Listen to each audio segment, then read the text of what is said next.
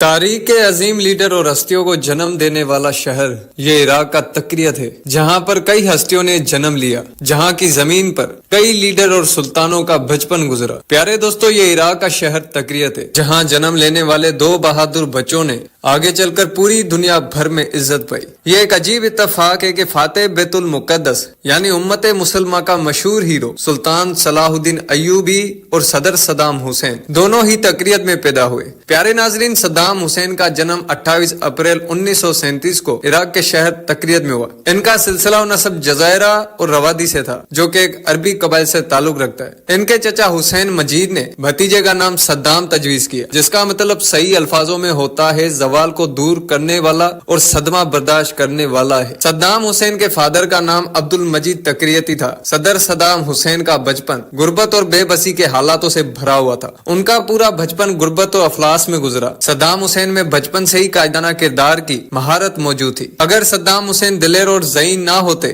تو وہ ایک گمنام اور جفاکش کسان کی زندگی گزار دیتے، مگر قسمت کو کچھ اور ہی منظور تھا۔ صدام حسین نے اپنی ابتدائی تعلیم کا آغاز بغداد کے ایک چھوٹے اسکول سے کیا۔ انہوں نے عربوں کے عروج و زوال کا بھی مطالعہ کیا۔ اس دور میں ملک عراق میں دو بڑی سیاسی جماعتیں مقبول تھی، ایک طرف سوشلسٹ پارٹی اور دوسری جانب بعث پارٹی تھی۔ سوشلسٹ پارٹی کی ریاست نے عوام کے تمام بنیادی حقوق و ملکیت کو چھین کر خود اپنے پاس رکھا ہوا تھا اور وہ آمرانہ پالیسیاں بھی اپنائے ہوئی تھی، اور دوسری سائڈ عرب کی بعث پارٹی پورے عرب ورلڈ کو ایک پرچم تلے متحد کرنے کا نعرہ لگا رہی تھی۔ صدام حسین نے بعث سیاست میں شامل ہونے کو اہمیت دی تاکہ ملک کو آمریت سے چھٹکارا دلا سکے۔ سوشلسٹ پارٹی کے عبد الکریم عراقی، جو عراق کے بہت ہی مشہور حاکم تھے، انہوں نے بعث پارٹی کے حامیوں کو ختم کرنے کے مقصد سے کرکوک میں ظلم و تشدد کا انتہائی بازار گرم کیا۔ اس دوران حسب اقتدار سے سمبند رکھنے والے سعدون ناصر کو تکریت میں قتل کر دیا گیا، اور ان کے قتل کا نشانہ صدام حسین کو بنا کر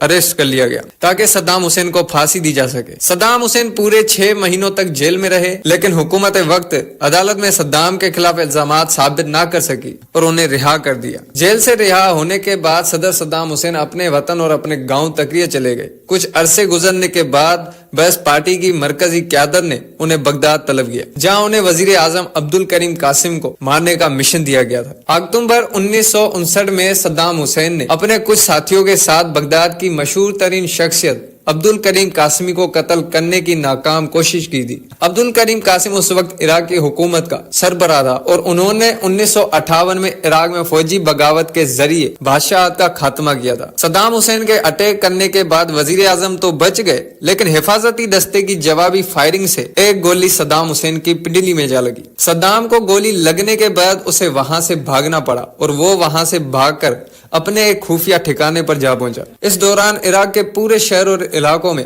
کرفیو لگا دیا گیا اور صدام حسین کی تلاش کرنا شروع کر دی گئی۔ دوسری سائڈ صدام کو لگنے والی گولی کو بھی فوری طور پر نکالنا بہت ہی ضروری تھا، ورنہ گولی کا جو زہر تھا وہ پورے جسم میں پھیل بھی سکتا تھا۔ شہر میں کرفیو لگنے کی وجہ سے وہ کسی ہاسپٹل یا ڈاکٹر کے پاس بھی نہیں جا سکتے تھے، نہ ہی پھر کوئی اور ڈاکٹر ان کے پاس آ سکتا تھا۔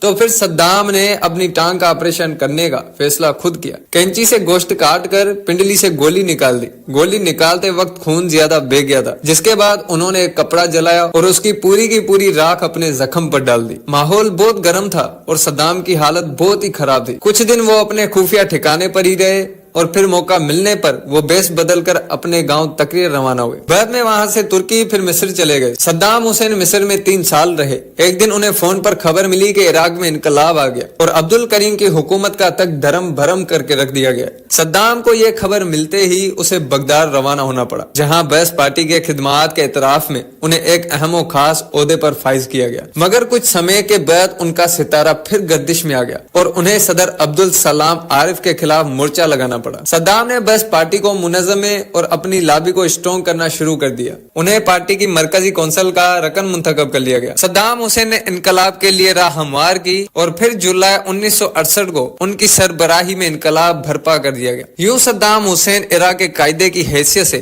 منظر عام پر آئے۔ ناظرین گرامی، صدام حسین ایک اسٹرانگ اور پاورفل لیڈر تھے اور جذباتی بھی بہت تھے۔ یہ کمزوری ایسی تھی جس کا فائدہ امریکہ نے اٹھایا، اور امریکہ نے پھر صدام حسین کے کان بھرنا شروع کر دی کہ وہ جمال عبد الناصر کی طرح پوری عرب دنیا کا لیڈر بن سکتے ہیں۔ یہاں سے صدام کے خلاف امریکی سازشوں کا एक अहम दरवाजा खुलना शुरू हुआ।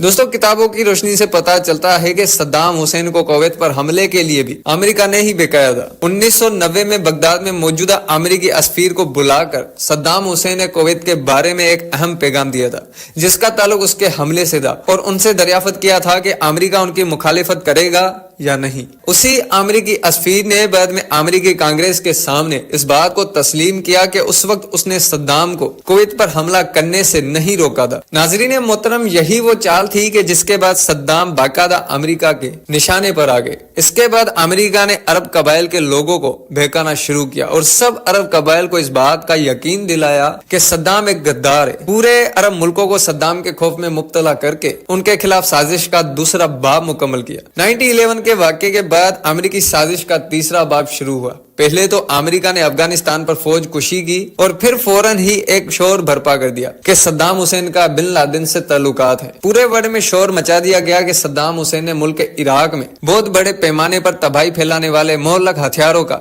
जखीरा जमा कर रखा है। जैसा कि इराक पर अमेरिका अफवाज के कब्जे, उनकी लूट मार और 30 दिसंबर 2006 को सदर सद्दाम हुसैन को फांसी दिए जाने के बाद इस बात की खोजना हुई कि इस मुल्क में मोहल्लक हथियारों का कोई भी जखीरा या गोला बारूद नहीं था। माहिरीन की तहकीक से पता चलता है कि एक जमाने में खुद अमेरिका ने सद्दाम को ईरान के खिलाफ यूज किया था। उस वक्त वो अमेरिका की आंख का तारा बने हुए थे, लेकिन फिर चश्मे फलक ने ये नजारा भी दिखाया कि सद्दाम के अमेरिकी सरपरस्त उनके मुल्क पर चढ़ दौड़े और आखिरकार सद्दाम हुसैन को सूली का निशाना बनाकर तख्तेदार पर लटका दिया। सद्दाम हुसैन को कितना ही जालिम बनाकर पेश किया जाए, लेकिन अरब और इस्लामी वर्ल्ड में उनकी मकबूलियत से इनकार नहीं किया जा सकता। उन्हें सहूनियत और अमेरिकी साम्राज्य के खिलाफ मज़ाहिमत की अलामत आज भी समझा जाता है। ये भी एक अफसोसनाक हकीकत है कि कई दहाइयों तक इराक पर रोब और दबदबे के साथ हुकूमत करने वाले सद्दाम हुसैन को सजाए मौत देने के लिए मुसलमानों के एक मजहबी त्योहार ईद उल अज़हा के दिन का इंतखाब किया गया था। अगर देखा जाए तो सद्दाम हुसैन को खत्म करने में सबसे बड़ा हाथ उनके अपने ही लोगों का है। सद्दाम हुसैन हमेशा इराक से ये कहता फिरता था कि ए मेरे भाइयों, अपनी आंखें खोलो और अपने हक के लिए लड़ो। अगर तुम ऐसे ही बैठे रहोगे तो कल तुम्हारे घरों पर, तुम्हारी इज्जतों पर हाथ डाल दिया जाएगा। जिस कौम के लिए सद्दाम मरते रहे, आखिरकार उसी कौम ने सदर सद्दाम हुसैन का गला घोट दिया और अमेरिका के बहकावे में आकर सद्दाम को हमेशा हमेशा के लिए खत्म कर दिया गया। सद्दाम हुसैन के जाने के बाद इराक में हर तरफ बर्बरियत और तबाही का एक आलम बर्पा हो गया और फिर इराक वालों की आंखें खुली। लेकिन दोस्तों, तब तक बहुत देर हो चुकी थी और इराक पूरी तरह तबाह बर्बाद हो गया था।